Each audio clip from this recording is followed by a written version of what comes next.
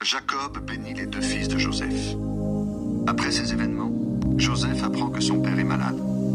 Alors, Joseph prend ses deux fils avec lui, Manassé et Éphraïm.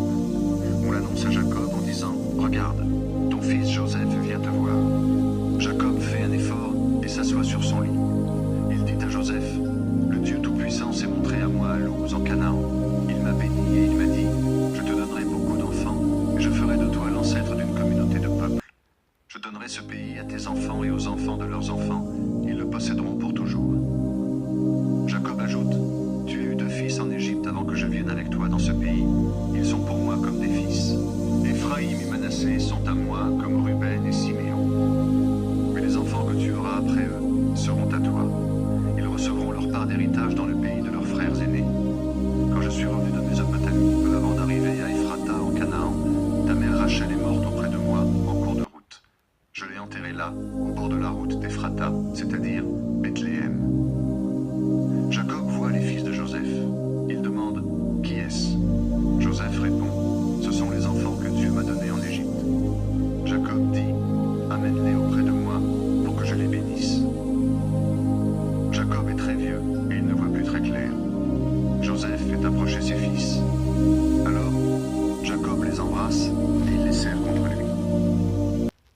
Puis il dit à Joseph « Je pensais que c'était impossible de revoir ton visage. Or Dieu me fait voir même tes enfants. » Joseph enlève ses fils qui sont sur les genoux de son père et il s'incline jusqu'à terre. Ensuite, Joseph prend ses deux fils par la main. Éphraïm qui est à sa droite est à gauche de Jacob. Manassé qui est à sa gauche est à droite de Jacob. Joseph les approche de Jacob, mais Jacob croise ses mains. Il pose sa main droite sur la tête d'Éphraïm, le plus jeune. Il pose sa main gauche sur la tête de Manassé, qui est pourtant l'aîné. Il bénit Joseph en disant « Mon grand-père Abraham et mon père Isaac ont toujours vécu sous le regard de Dieu. Que Dieu, mon berger depuis ma naissance jusqu'à aujourd'hui, que l'ange qui m'a délivré de tout mal bénisse ces garçons. Que grâce à eux, on se souvienne de moi, comme on se souvient d'Abraham, mon grand-père, et d'Isaac, mon père, qu'ils aient beaucoup d'enfants sur la terre. » Joseph voit que son père a posé la main droite sur la tête d'Éphraïm et il n'est pas content. Il prend la main de son père qui est sur la tête d'Éphraïm, il veut la mettre sur celle de Manassé.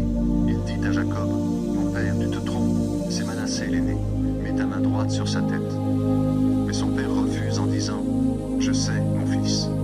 Les enfants de Manassé et les enfants de leurs enfants deviendront un grand peuple eux aussi.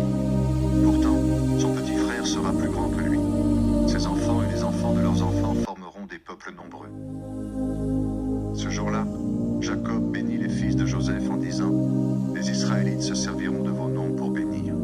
Ils diront que Dieu soit bon pour vous, comme il l'a été pour Éphraïm et Manassé. » C'est ainsi que Jacob a placé Éphraïm avant Manassé. Ensuite il dit à Joseph « Je vais mourir, mais Dieu sera avec vous, et il vous fera revenir dans le pays de vos ancêtres. Moi, je te donne une part plus grande qu'à tes frères, je te donne la région de Sichem. Je l'ai prise aux Amorites, grâce à mon épée et à mon arc. »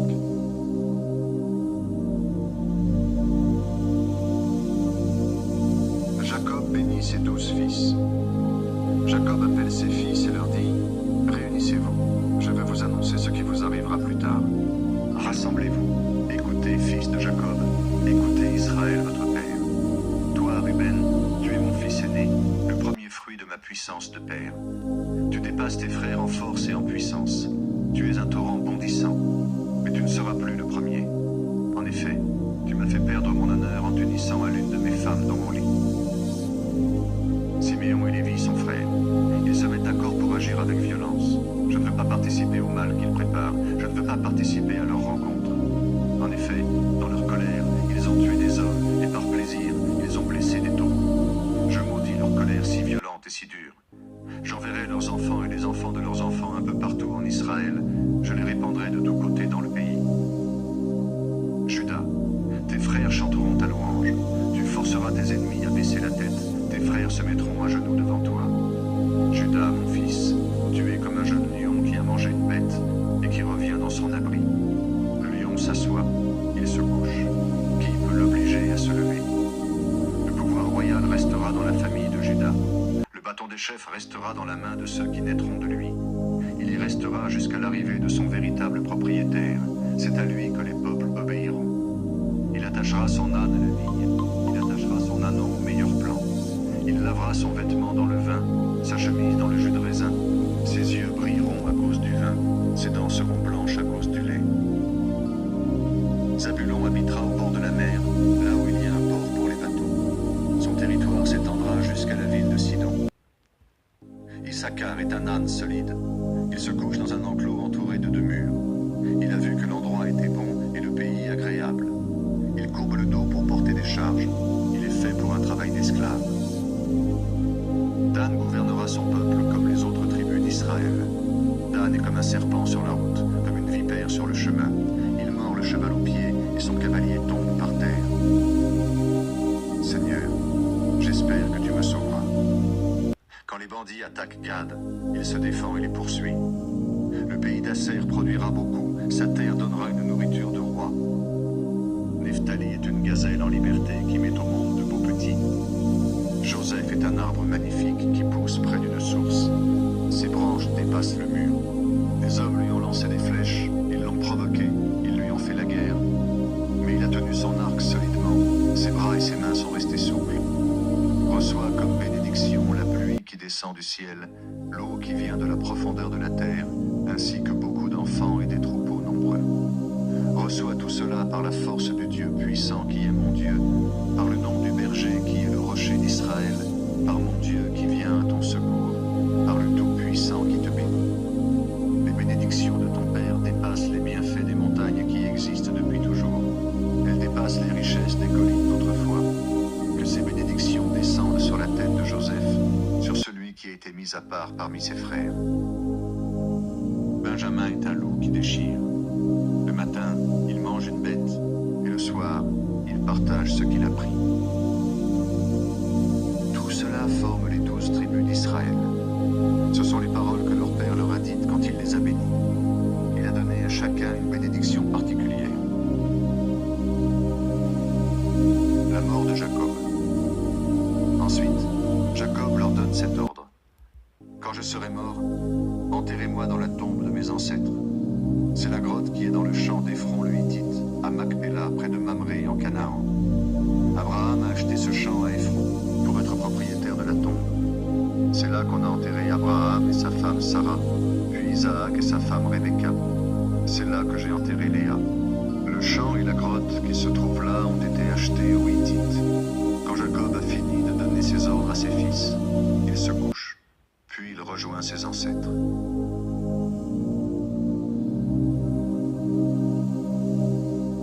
Les funérailles de Jacob.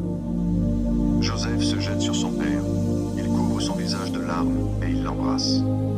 Puis il donne cet ordre aux médecins qui sont à son service. Préparez le corps de mon père pour l'enterrement. Selon la coutume, les médecins passent 40 jours à préparer le corps de Jacob avec des huiles parfumées pour le conserver. Les Égyptiens font le deuil de Jacob pendant 70 jours. Quand le temps du deuil est fini, Joseph dit aux gens proches du roi d'Égypte: « Si vous avez de l'amitié pour moi, je vous prie de transmettre mon message au roi. Dites-lui de ma part, avant de mourir, mon père m'a fait jurer de l'enterrer en Canaan, dans la tombe qu'il s'est préparée. Je souhaiterais aller enterrer mon père maintenant, puis je reviendrai. » Le roi d'Égypte fait dire à Joseph: « Va enterrer ton père comme tu l'as promis. » Joseph part avec tous les fonctionnaires importants du roi, avec les anciens du palais du roi et tous les anciens d'Égypte. Il emmène aussi toute sa famille, ses frères et les autres personnes de la famille de son père. Dans la région de Goshen, il laisse seulement les enfants et les troupeaux. Des chars et des cavaliers les accompagnent. Ils forment un groupe très important. Ils arrivent au champ de l'Épine, à l'est du fleuve Jourdain. Là, ils font pour Jacob des funérailles extraordinaires et magnifiques. Joseph pleure son père pendant 7 jours. Les Cananéens qui habitent cette région voient cet enterrement au champ de l'Épine et ils disent: « C'est un deuil très dur pour l'Égypte. » C'est pourquoi on appelle cet endroit situé à l'est du Jourdain Abel Misraïm, c'est-à-dire deuil de l'Égypte. Ensuite, les fils de Jacob font ce que leur père leur a commandé. Ils transportent son corps en Canaan et ils l'enterrent dans la grotte du champ de Macpéla près de Mamré. C'est le champ qu'Abraham avait acheté à Éphron le Hittite être propriétaire de la tombe. Après l'enterrement de son père, Joseph revient en Égypte, lui, ses frères et tous ceux qui sont allés avec lui pour l'enterrement. Joseph pardonne à ses frères. Après la mort de Jacob, leur père, les frères de Joseph se disent « Maintenant, Joseph va peut-être nous considérer comme des ennemis. Il va peut-être nous rendre tout le mal que nous lui avons fait. » Alors ils envoient à Joseph ce message. « Avant de mourir, ton père a donné cet ordre. Dites de ma part à Joseph, s'il te plaît, pardonne à tes frères leur faute, tout le mal qu'ils t'ont fait. Oui, pardonne-nous cette faute, à nous qui servons le même Dieu que ton père. » Quand Joseph entend ces paroles, il se met à pleurer. Ses frères viennent eux-mêmes le trouver et se jettent à ses pieds en disant « Nous sommes tes esclaves. » Joseph leur répond « N'ayez pas peur, je ne suis pas à la place de Dieu. Vous avez voulu me faire du mal, mais Dieu a voulu changer ce mal en bien. Il a voulu sauver la vie d'un grand nombre de gens comme vous le voyez aujourd'hui. Maintenant, n'ayez pas peur, je prendrai soin de vous et de vos familles. » Par ces paroles pleines d'affection, Joseph rend courage à ses frères. La fin de la vie de Joseph. Joseph et la famille de son père restent en Égypte. Joseph vit 110 ans. Il voit naître les enfants et les petits-enfants de son fils Ephraïm. Et il adopte les enfants de son petit-fils Makir, le fils de Manassé. Un jour, Joseph dit à ses frères, « Je vais mourir, mais Dieu vous aidera sûrement. Il vous fera quitter l'Égypte et il vous conduira dans le pays qu'il a promis à Abraham, Isaac et Jacob. Quand Dieu agira ainsi pour vous, jurez-moi d'emporter mon corps avec vous. » Joseph meurt en Égypte à l'âge de 110 ans. On prépare son corps avec des huiles parfumées pour le conserver, puis on le met dans un cercueil de pierre.